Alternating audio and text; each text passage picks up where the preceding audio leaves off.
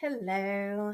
Thank you for joining me. This is season 1, episode 3 of Rebel Cat and the combination of the game of life. In this one, we're going to discuss bouncing back when someone that we love hurts us deeply. It's the hero's journey to higher consciousness. So, welcome to another episode of Rebel Cat, and I'm your host, Kathleen Acker. And today we're going to explore the profound journey we all encounter in life, the journey of bouncing back when someone we love hurts us deeply. It can knock the wind out of you, whether it's a diagnosis of someone being sick with an illness, with someone wronging us on levels that we just didn't imagine, whether it's losing somebody. I know all of those feelings. I've had them throughout my life, been through quite a bit, if you know my story, which I will share sometime.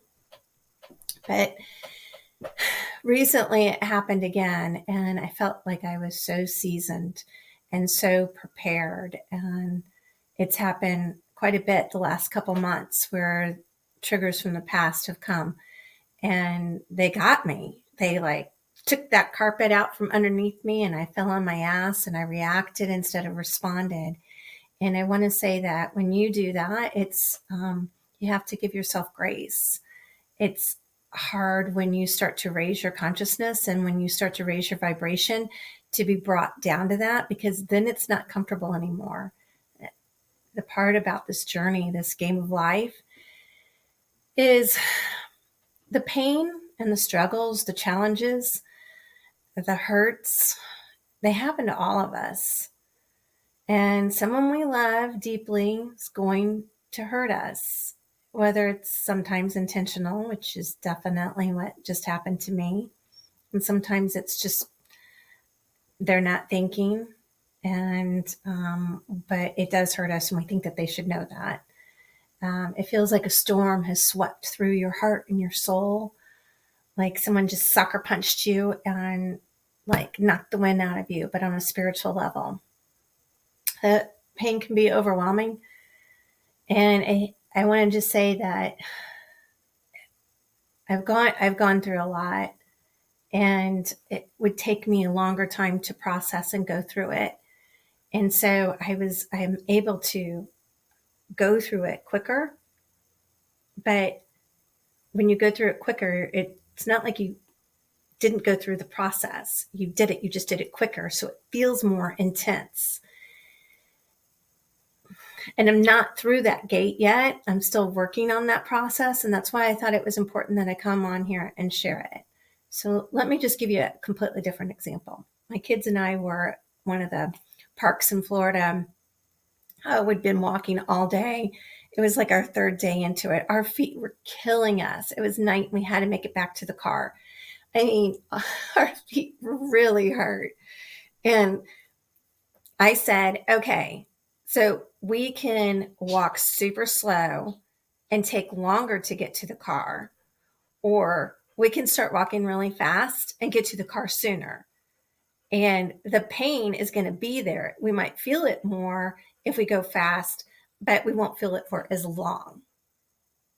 So that's kind of like if you take that scenario and use it with when someone knocks the wind out of you because they're intentionally trying to hurt you, or because someone got a diagnosis or whatever it is, or someone passed away. It hurts. It does. I feel it right now. And it's breathing that in and feeling all of it and truly embracing it and working through the emotions and allowing yourself to cry or feel sad. I isolate myself. I withdraw from people when I do that. And it's one thing when it would take me months to go through that, because I had a lot of tragedy in my 20s and quite a bit. And it was one after another for me. I didn't have time to rebound off of one before another one happened. And that is what made me who I am today. It spun me onto a journey of self-discovery. And that's why I'm here today, is to share with you in what I'm doing in my book, The Game of Life, that journey, that evolvement to more, to rise my consciousness, to rise my vibration frequency so that I can help others.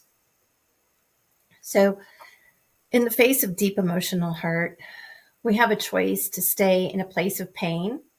And that's, we're going to feel the pain. You can't you can ignore it, but it's going to come up. And you embark on the journey of rebounding. And so feel that pain. I'm doing it right now. I'm feeling it. I'm teary-eyed and hurt.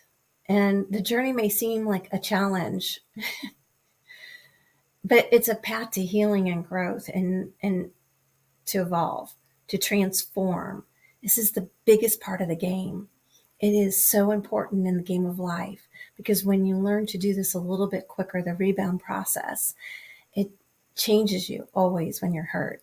But it doesn't have to destroy you. It doesn't have to bring you down. It doesn't have to keep you in that lower state of vibration.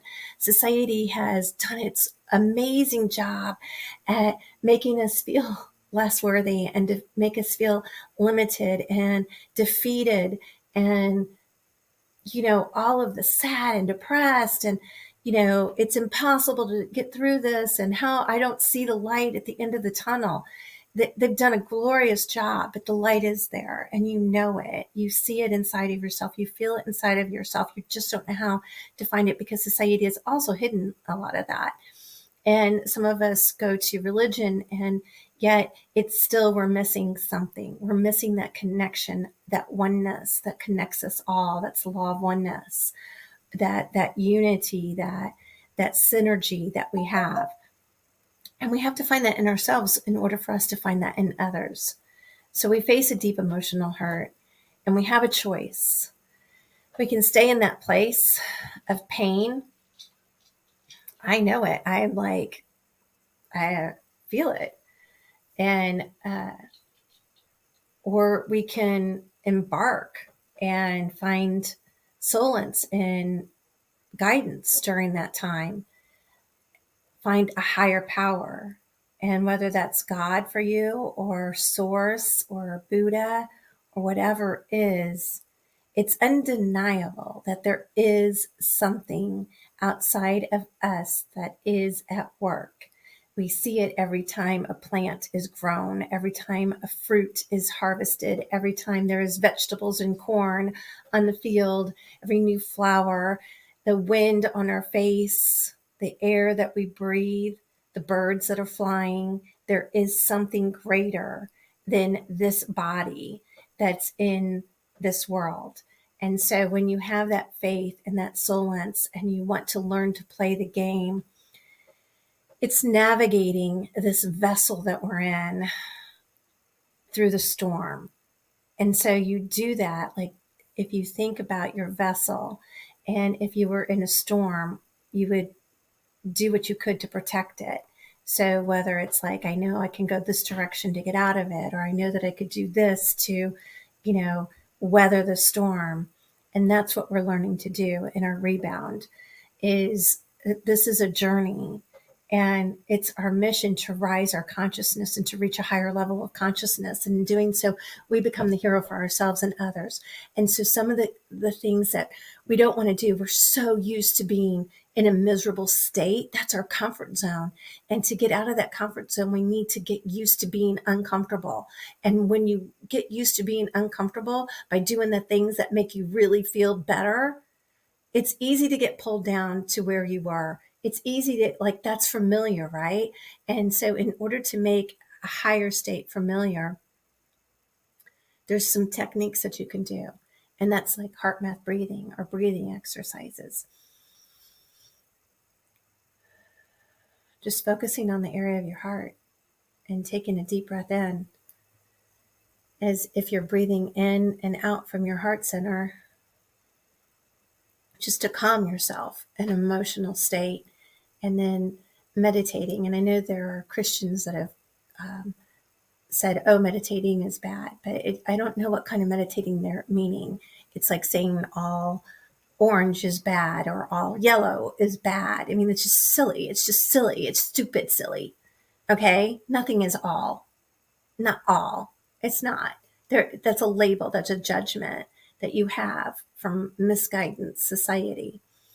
And so all meditation is not bad or evil or wicked or sorcery. If you want to talk about sorcery, then go to Farmiga. And that's a whole nother thing. So we won't go there. But bouncing back and finding the meditation state, that's listening to yourself. That's listening to yourself. It's quieting. And when you quiet and you ask for that guidance, that direction, the sign, it will come to you because you've asked for it. Ask and you shall receive. It does come. It is real. And it's being quiet. You don't just pray and say, I want, I want, I want. In order for you to receive requires you to be in that silent state. And when you can focus on your breathing, that can help you to obtain that silent state and to block out the noise. And then the other things are some positive things. I know when I'm down and out, like right now, I don't necessarily want to listen to something positive, but I know that I need to listen to something positive. So I'll try different like alternatives, whether it's one of my books that brings me up or some music. Music is good. It's been wired sometimes to not be good, but like an inspirational music, something that just kind of makes you like want to dance and be in a happy state. It's all a state of mind. And this is a game we are playing. Okay. The evildoers, the society in my book, they feed off of your low vibration. They feed it. It's feeding them. Stop feeding them. Starve them. Go on a fast and starve them. Okay. And reach that higher, reach the things that bring you joy. If going for a walk with your dogs or going out in nature, which is always good because it's going to be grounding you, it's going to give that solace. It's going to give you that positive feeling. Find the things, write them down, and remember your purpose. That's what I'm doing, is I'm remembering that I have a higher purpose and that I'm going through this phase right now where someone is, God bless them, challenging me to knock me off my feet. And I'm not going to give into that. I am at moments, of course, but it's because it's that roller coaster that when you can rise above, I won't just help myself, because when I rise above, I'm going to help all those others. I'm going to help 10,000 more. If you think about it, every time you rise up a level in a vibration frequency, every time you reach a state of joy or happiness or love, then it affects 10,000 people. You may not see it. You may not, well, you're going to feel it at a spiritual level, but it does. So how do I know 10,000? Maybe it's 1,000. Pick your number. It does help others. But so bouncing back and nurturing your high vibrations of love, forgiveness. Yeah, you have to forgive because that's for you and not for them. Forgiveness is key. And hurt people hurt people. I say this in my book. Hurt people hurt people. So for someone to do this to me or whatever someone does to you, hurt people will hurt people. And so using Ho'opono, I love you, please forgive me, since we're the law of oneness, there is a portion of me that caused the pain in them to want to hurt me. I know, that's easy to follow. But it's a release when you do that. So I love you. Please forgive me. I'm sorry. And thank you. And so it walks you through the compassion. Ho'opono does. It walks you through forgiveness of yourself. And it walks you through the forgiveness of anything outside yourself, which is really in yourself.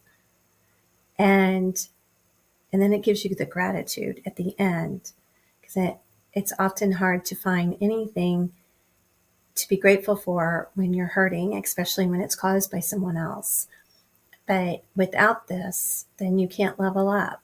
And without this, you can't condition yourself to grow and evolve in this game. And the higher you get, the more you release the chains that are on our mind and the less that you feed the monster.